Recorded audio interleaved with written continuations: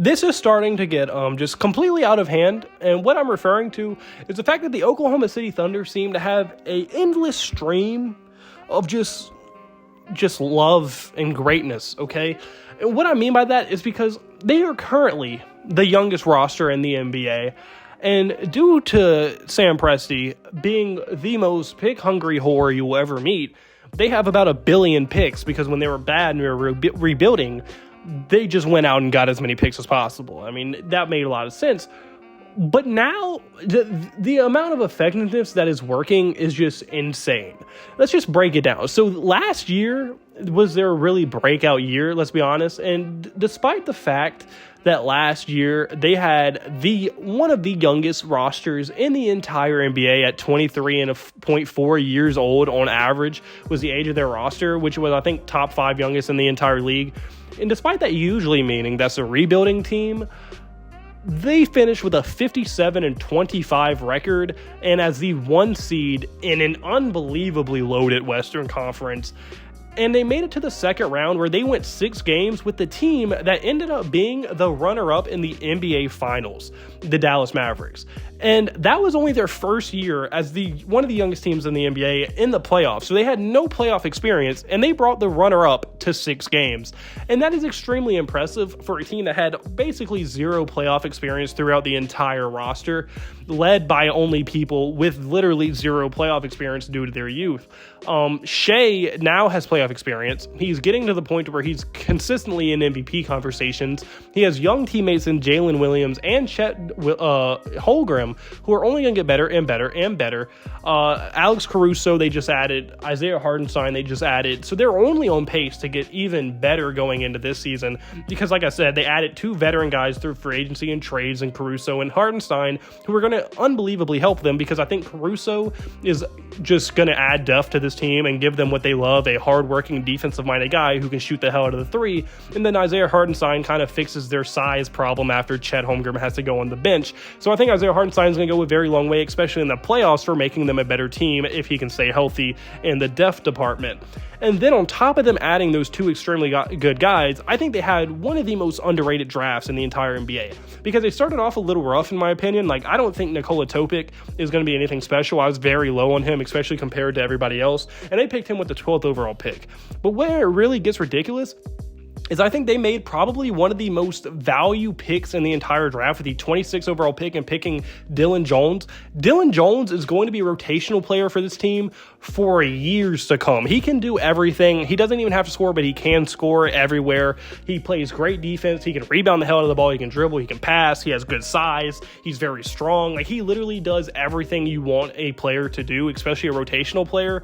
And he is going to be unbelievably valuable for them for a very long time. And like I said, they got him with the 26th overall pick, which is absolutely ridiculous. And then on top of that, they are even able to get AJ Mitchell with the 38th pick in the draft. Now, although I don't think AJ Mitchell is going to play for them immediately, I think long-term wise, he's probably going to be a pretty good depth piece for them long-term. And overall, will probably be a very good return for the 38th overall pick.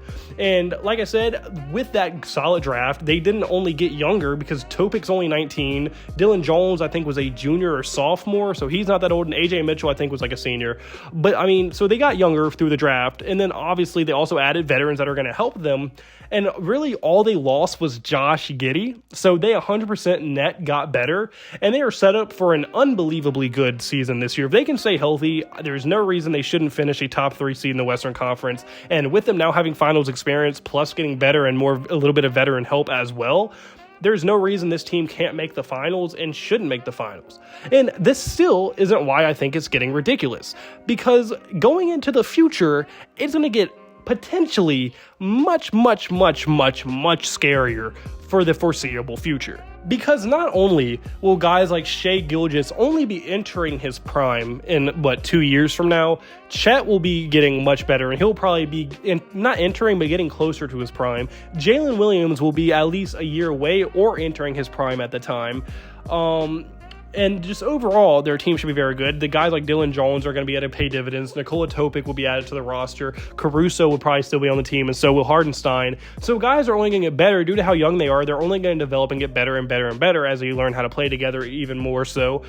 But on top of all of that, on top of them just having unbelievable ceilings with the guys on their roster right now, things are potentially going to get unbelievably scary, especially going after the 2025 draft, because look what they have. As in their immediate future, which is going to be next year's draft, they have Miami's pick, which is going to be mid to late first round, which is still going to be pretty valuable because this class is extremely good and extremely deep.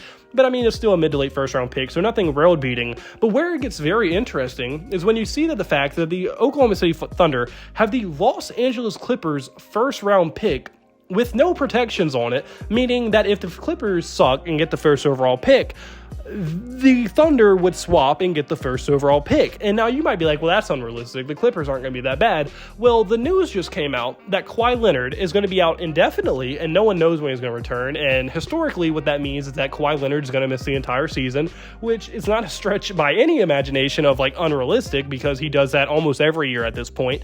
So Kawhi Leonard is going to at least miss a substantial amount of time. And the Clippers become a James Harden, who is 35 years old, injury away from being one of the worst teams in the NBA, because the Western Conference is already stacked as it is, and if Kawhi Leonard misses the entire season or a very big chunk of this season, there's already a very high likelihood that they're going to be a lottery team at best because of how good the Western Conference Western Conference is this year, and that they're probably going to be a lottery team or a play-in team and probably won't make the playoffs if Kawhi Leonard isn't playing. And that's the best case scenario if Kawhi Leonard doesn't play. Say James Harden plays and misses half of the season due to injury, or they really aren't that good going forward because, I mean, he's 35 years old and he's no longer the same guy he used to be. So the Clippers just become a not great team. So then they kind of bench James Harden, or James Harden benches himself with some injury and he gets surgery for long term and things like that, like veterans do. That would then result in this team's best player being Norman Powell, because they also lost Russell Westbrook this offseason, obviously. So Norman Powell would become their best player, and that is very scary because it only gets worse from there. And then they're going to have guys like Bones Highland playing, and they're going to go into tank mode, but they can't tank because obviously they don't have their pick. But they're not going to have a choice, because once Harden's done and this team isn't good and Harden decides to lose interest and not play anymore, this team is going to get so unbelievably worse. And they have a chance to be a high lottery team. And a high lottery pick in the 2025 class is so insanely valuable, and only becomes increasingly insanely more valuable when the potential team that pick is going to is the Oklahoma City fucking Thunder, who just finished as the 1 seed last year. So that's going to compound the value of that pick even more. And they run a real risk of giving him Cooper Flagg or Ace Bailey with this pick. And that, if they get either one of those two guys, the league is fucked for the foreseeable future, because a trio or quadruplet of Shea, Jalen Williams, Chet, and Cooper Flagg or Ace Bailey is going to be ridiculous. But it gets even worse, because if the Clippers are just a mid or high lottery team, that's still scary even if they don't get the 1 or 2 pick. Now, it's not going to be as bad or as devastating to the league, at least not immediately, but this class is so deep, so good, that if they get a top 5, top 8 pick, they're almost guaranteed to at least have a chance to get a star level player. And adding any star level talent to this already unbelievably good roster on a cheap price tag due to his rookie contract that it would be on, this team has a chance to put together a legitimate dynasty. Like, this team could be good for decades, because they're going to have Shea locked up. They're going to have bird rights on everybody. If their owner is willing to pay a luxury tax, this is going to be a dynasty, hands down. There's just no questioning about it, and they're going to win. The only thing that would stop them is health, or if the owner isn't willing to pay a luxury tax. Because if he is, they're going to be able to legally retain all their guys, no matter how much higher over the salary cap that they go, because that's just how it works if you have a drafted player. And at worst, or at minimum, they're going to have 8 more years, really, or 7 more years of dominance, because everybody signs their rookie extension, basically, and everybody can re-sign their rookies to a rookie extension if they choose to.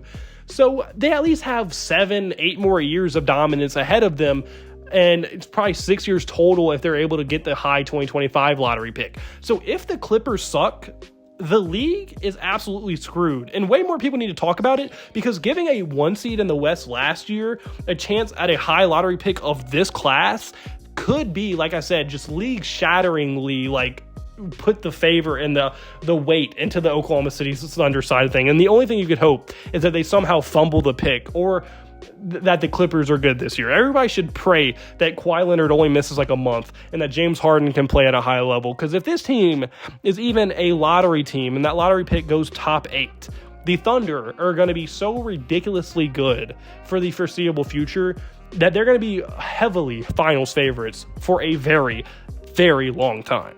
Unfortunately, guys, that's more for this video. So comment below. Do you agree with me? Do you think that the Thunder have a chance to put together an absolute dynasty? How good do you think they can be even before this draft? How bad do you think the Clippers are going to be? What do you think the likelihood that the Clippers are a lottery team? I want your thoughts in the comment section below. If you like the point, hit the like button and subscribe button. I mean, that absolute word to me. And I hope you have a blessed day, because I had a blessed day, so you need to have a blessed day. All glory to God. See you in the next video. Goodbye. Boo.